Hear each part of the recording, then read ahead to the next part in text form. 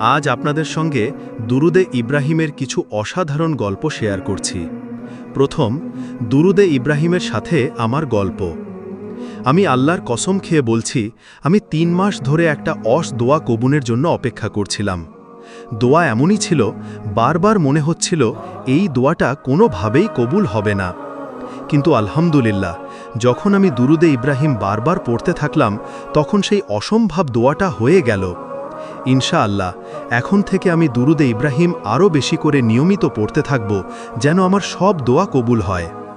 দ্বিতীয়, যে কোনো মেয়ের জন্য যার কিছু চাওয়া আছে, চাই সেটা বিয়ে হোক, সন্তান লাভ, জীবনে সহায়তা পাওয়া বা কোনো বিষয়ে সহজতা, দুরুদে ইব্রাহিম পড়ুন। আল্লাহর কসম, আমি এর মাধ্যমে আশ্চর্য রকমের প্রশান্তি ও সমাধান পেয়েছি। এমনকি আজও একটি বড় দোয়া কবুল হয়েছে। নিয়মিত পড়ুন, আল্লাহর উপর পুরো বিশ্বাস রাখুন, আপনার দোয়া কবুল হবে ইনশাআল্লাহ। দোয়া করতে নিজেকে সীমাবদ্ধ করবেন না। আর দোয়া কবুলের সবচেয়ে বরকতময় সময় হল আজান ও ইকামাতের মাঝের সময়। আল্লাহ কসম, দুরুদে ইব্রাহিম পড়া শুরু করার পর থেকে আমার বহু চাওয়া পূরণ হয়েছে।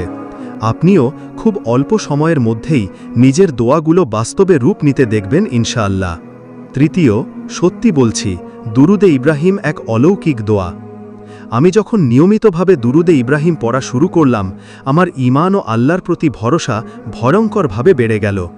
এমন এমন দোয়া কবুল হতে শুরু করল, যেগুলো আমি একসময় দোয়া করতে করতে কবুল হবে না বলে ছেড়ে দিয়েছিলাম। এমনকি আমি নিজেও ভুলে গিয়েছিলাম সে দোয়াগুলোর কথা। বোন আমার, আপনিও শুরু করুন, এর ফজিলত বলে শেষ করা যাবে না। এমনকি আলাদা করে দোয়া না করলেও হবে, যদি দুরুদে ইব্রাহিমই আপনার দোয়া হয় তবেই যথেষ্ট।